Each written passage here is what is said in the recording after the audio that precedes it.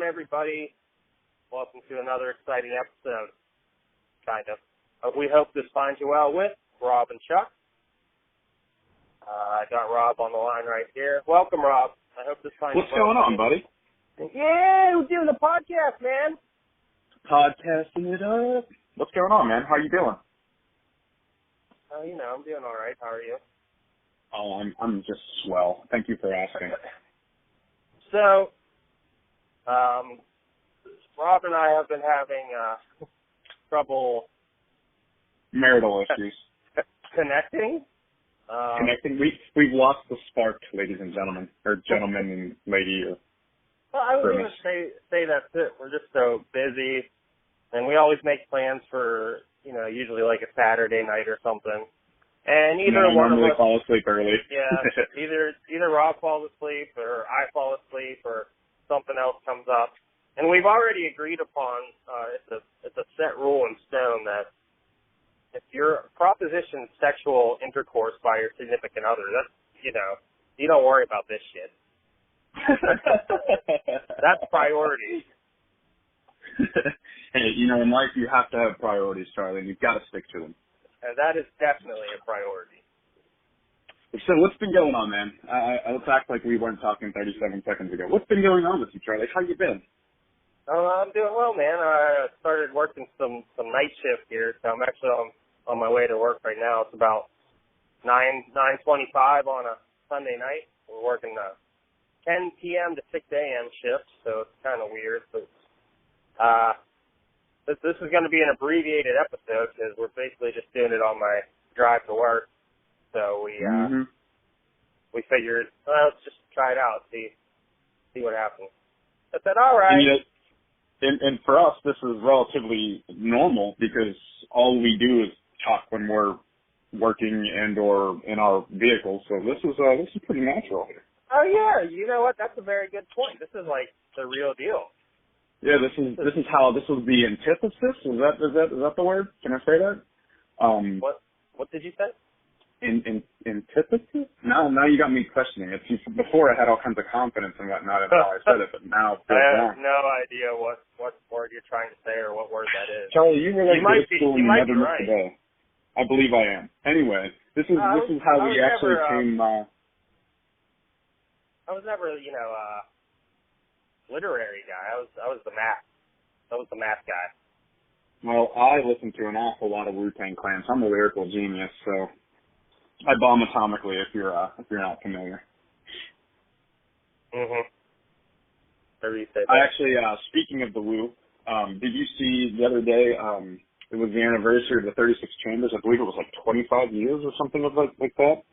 I got it on cassette when it came out. That's how freaking long ago that was, dude. You're old as dirt. That's awesome. From ODB to Lil Pump, where the fuck did we go wrong? So yeah, speaking of old music, there's three albums of my top 5 bands came out. 3 of the top 5 came out with new albums in the past 2 months or so. 2018 was a good year for you, pal. Yeah, I feel really good about it. So Saves the Day has a new album out. Me Without You has a new album and a new EP, which they surprise dropped before the full length. So that was fun. That was awesome. And good old Coheed and Cambria has got some new music. So wait. Let me interject for a half a second, and we're going to hop right back into that. But I've got to know because I did not do the due diligence. Did you see all the pictures of Claudio Sanchez with his beautiful locks cut off? Is that real? You know what? It wasn't real. False. I thought he looked quite nice with that Spartacus chin. Well, yeah, what a jawline that man has. One hell of a jaw. That's where he derives all of his shredding from. It comes directly from that cleffing chin. Is cleffing a word? Why do I feel like I'm fucking up? That's funny you bring that up because he trolled everybody. And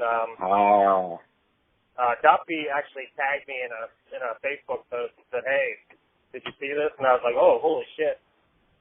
But then apparently he posted 2 pictures to Instagram. One with he had a baseball cap on, where it's just like because I guess what he does, he grows his hair out long, but he keeps the sides tight. So he had a baseball cap on with just like a little tuft of hair sticking out the front. And then the next so day, he's got the undercut, like the 1990s undercut? yeah. Oh, wow, I didn't know that. God, do you imagine how thick that dude's dome would be if he had hair underneath? Jesus. Yeah, really. So he posted another picture that was just his hair slicked back real tight. I'm guessing it was like a real tight ponytail or something behind. But the angle that the picture was taken from, it just looks like it. You know, a nice slick back. And as we all know about taking pictures, angles are everything, right, Charlie? You can add an inch or two with a good angle. Absolutely.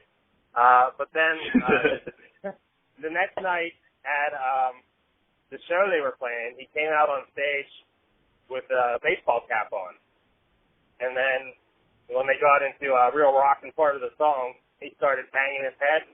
The fucking ball cap flew off and his hair was everywhere. You gotta check that video out. It's actually pretty cool. The crowd goes wild because they all thought his hair was gone, and then it's just there. No crap. So, I didn't know that. We all got fucking tricked big time. That's a fun story. Fun story. Fun times. So anyway, so let's hop right into the Save the Day talk, and since we're gonna go there anyway, any damn way. So you just went and saw them live. Tell us about that, Charlie. Yeah. So we're gonna saw them live, by the way. Yeah, we're gonna do some Save the Day talk, and then next episode, next year sometime, maybe spring warming, we'll talk about something else. So Save the Day is my number one band of all time. I love these motherfuckers. I've stuck with them through thick and thin, and right now it's feeling pretty fucking sick. They got a new album out, and I love it to pieces. Yeah, I saw them live. Me and our buddy John Kuhn went down to Mr. Small's Theater. They had a pretty wide variety set list, which I was happy about. A lot of new stuff, but also a lot of old stuff. And I think I sent you a Snapchat. He did that acapella song. What song was it? I forget. 3 Miles Down, maybe? Is that what it's called? Yeah, 3 Miles Down. So that was when they came out for their encore. He came out and sang that. It's only a minute and a half long song, but it was really cool. So much fun. I was so I had some beers. All right. What did you drink? I started the night with some Southern Tier 2X IPAs, which is a double IPA. So it sits pretty heavy on the tummy, right on top of my fettuccine Alfredo. Ooh, I love me some fettuccine. You know, I prefer a nice linguine and clam sauce, though, if I'm being honest. Oh, yeah, that sounds good. Yeah, Alfredo goes good with a seafood. You're right about that. Mm-hmm. But anyway, yeah. So I had 3 of those before we even left, and then when we got to the show, I had 3 or 4 more 16-ounce Icy Lights, my light beer of choice. Mm-hmm. And I was doing some little bit of moshing, a lot of bouncing up and down, having a good old time. Grand old time. Now here's the question though, because we're in our 30s like crazy. Were you sore the next day?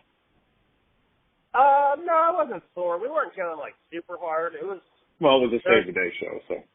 Yeah, and it was a very friendly mosh pit.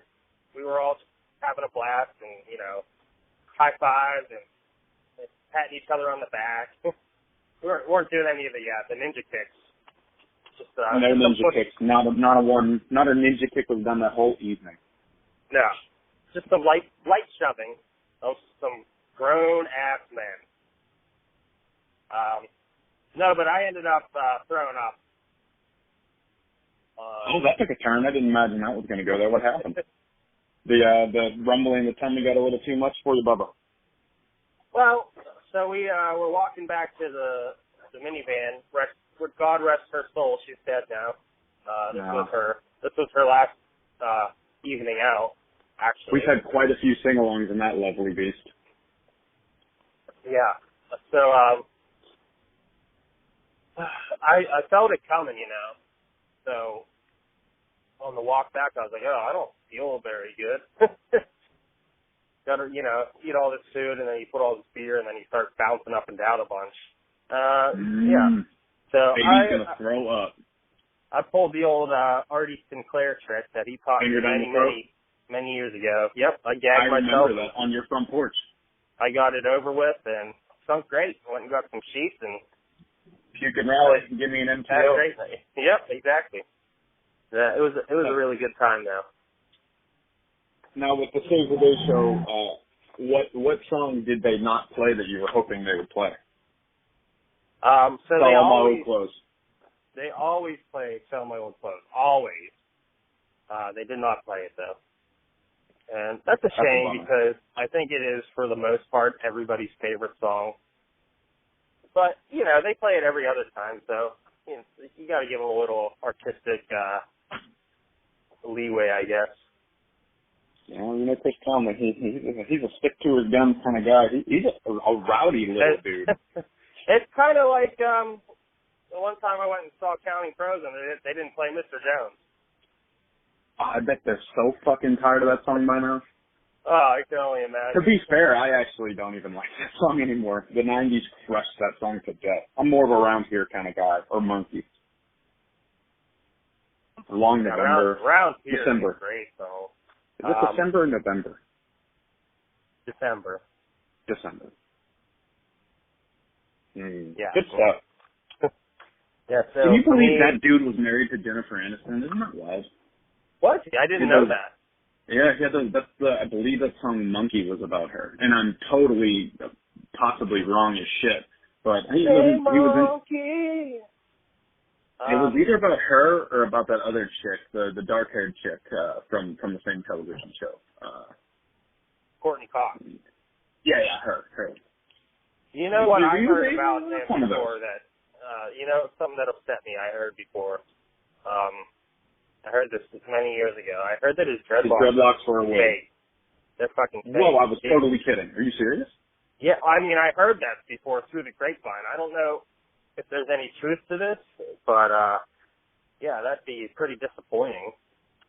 But then, to be fair, they were like the ugliest dreads ever. Yeah, and then when you do look at them, they don't make a lot of sense. Well, I don't know that I've ever looked at his dreadlocks and tried to, get to the bottom of things with them. I just always figured that haircut doesn't look right on that dude. Good luck getting to the bottom. It's all knotted up, bro. That's awesome. Yeah, so I haven't seen Save the Day since Metropole was called the Zoo. Okay. So it's been quite a bit. It was them and Alkaline Trio. You remember that show? I've never seen Alkaline Trio, so I was not there. Oh, but I've seen Dan Andriano, but I've never seen the full band. He is fantastic by himself. He actually has, I believe he has 2 albums out, and they're really freaking good, man. He's like, if you recall from our first ever episode, I never got into Alkaline Trio. I do recall that, and I resent it, but it's okay. They're one of my all-time favorite bands. Love the shit out of them. Yeah, and I don't know, it's nothing, personal against them. It's just it never happened for me. But every time I hear them, I'm like, oh wow, that sounds really good. It is something personal, because I was speaking to Matt Skiba the other day, and he told me to tell you, get fucked because you're not a real fan. I mean, I thought it was harsh, but it's what he said, so. Is he still in Blink-182? Yes. I heard there was rumblings that Tom was going to be back in the band, and then that didn't happen. I think they were just going to do some shows together or something, and then that didn't happen again. See, I don't know. They got a Vegas residency. Did you know that? No, that's crazy. They're up there with Wayne Newton and. Well, that's what Gwen Stefani's doing now too. Now, does that mean you've made it, or you have hit the ceiling? What does that mean? See, I think it's a little bit of both. I think it's you made it. You're very well established. But at the same time, you're not really doing anything new that's worthwhile. So just do a greatest hits every night for the rest of your life, and you'll be making enough money to live. You know, I've heard there's a really freaking good podcast with some really awesome comedians. It's called Your Mom's House. It's with Segura and Christina Kaczynski. And Tom Segura, I mean. And they roast the hell out of Garth Brooks on their podcast, and he has a residency, and I imagine he has to hate playing Ain't Going Down by now, or Friends in Low Places. Like, he's gotta hate playing those songs by now. You imagine he's been playing them anytime he plays a show since, 1993. Yeah. But at the same time, he's hand over fist full of money, so I guess fuck it, keep playing it, dude, right? Yeah, how mad can you be? Oh man, that's good. Plus, anytime the feeling hits me right and the karaoke mics are around, I'll do me a nice rendition of some Garth Brooks, you know? I dabble. I can see it. A little Ain't Going Down Till the Sun Comes Up, you know, little unanswered prayers, if you will. I just got a kiwi apple Red Bull, and it's fucking delicious. Oh, you know, I'm officially off the energy drinks. My wife, she works in a cardiac unit, and she knows way too much about health, and I've been politely asked, which is cool, to not drink them anymore, and I'm not, because I just venture to right. guess Obviously, she's right. Yeah, and I just venture to guess she's so much smarter than me that it's got to be obviously bad for me. So it's terrible though, because you know me and my sugar-free Red Bulls, they're like my treats. You know, I love those damn things. A little sugar-free Red Bull and whiskey goes a long way. Oh, that sounds like a drink I should have right now before working all night. Well, that might be bad. Anyway. You're an electrician, Charlie. Two things real quick before I have to go here in a couple minutes. I actually saw Garth Brooks. You know that. I saw Garth it was your first real concert, right? No, it wasn't, but it was one of them. 7th grade, he came to the Civic Arena. My parents took all of us kids. I was bribed with a bag of candy, and that was fine. Well, I mean, that sounds like a bonus. Candy and Garth Brooks? You kidding me? Yeah, but at that point in my life, I had no appreciation for Garth Brooks. Sorry. No, it's okay. I mean, he's as far as you know, like really, really good country music goes. You know, he was actually you know, and this is probably bullshit too, but I heard that he was just like a writer on Music Row in Nashville, and then he just kind of got pushed into power, not pushed into power, but how would you say? The powers that be made him a star. It wasn't necessarily that he did the grind and everything like that, but also I might be 100% wrong. Cool. All right. So there's that. That was a total possible lie that I just told you. All right. Now let's wind all the way back around, Rob. Let's do it. Because a couple minutes here. I do want to talk about the new Save the Day album. Okay. Personally, I fucking love it. I think it sounds phenomenal. Re-listened to it again today. It's fucking way better than I must have been in a bad headspace the other day when I listened to it, because it is so way good. better than I thought it was. We talked about this a little bit before. Some of the lyrics are a little cheesy on the first 8 tracks, because he's doing a lot of reminiscing about being a band for 20 years and playing all these shows and having a great time. It sounds to me like he's in a really good headspace personally.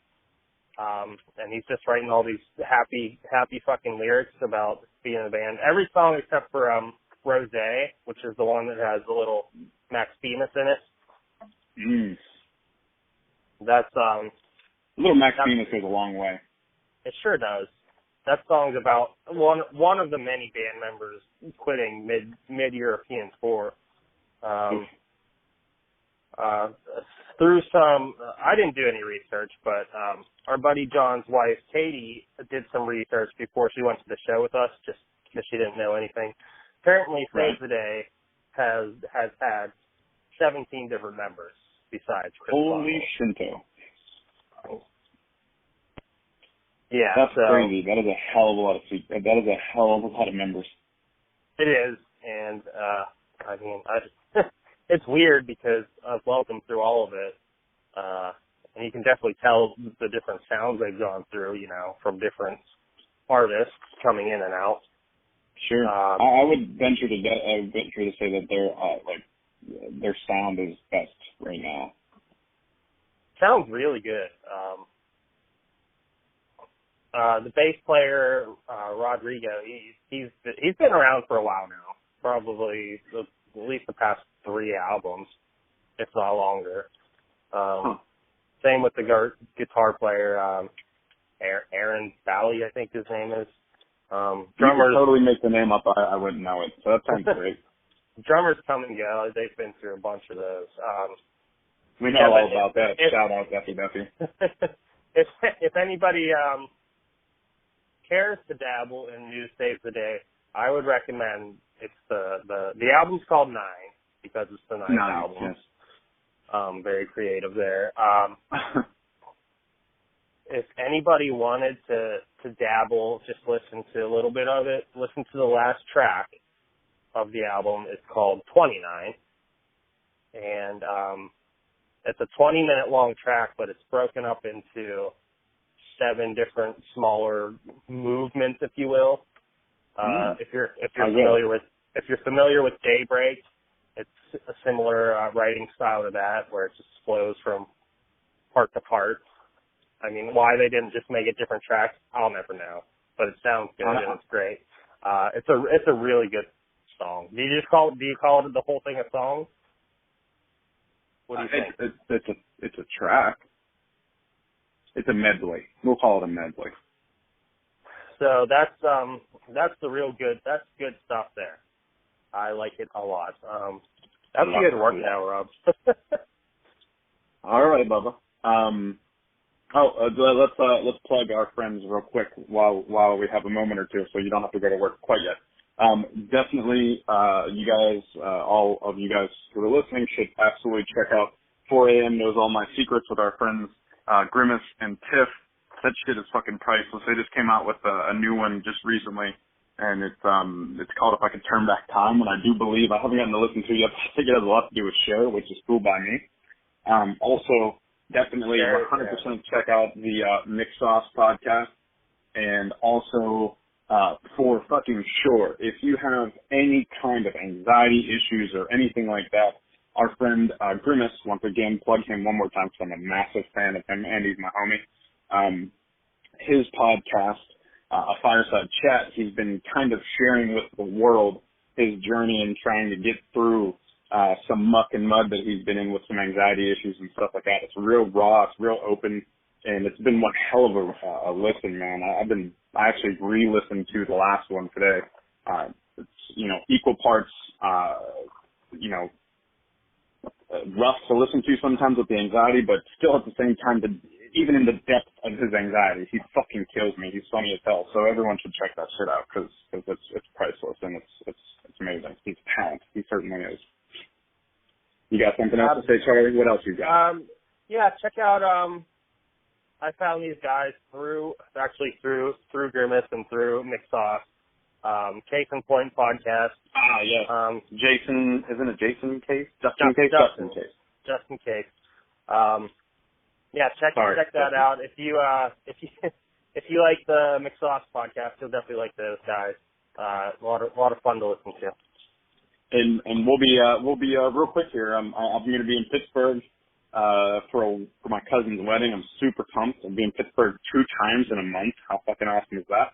And hopefully maybe we can get together and record another podcast together. That would be kind of cool. I don't know how much time we'll have, but maybe we can make it work. Me and you? Oh yeah, and also that'd be just so because much fun to do a face-to-face one. Oh, face-to-face, great band. All right, dude, go to work, and thanks guys for listening. We'll talk to you soon. Rob, I hope this finds you well. I hope Charles, I hope this finds you as well. Well. All right. Later, buddy. Bye. Bye.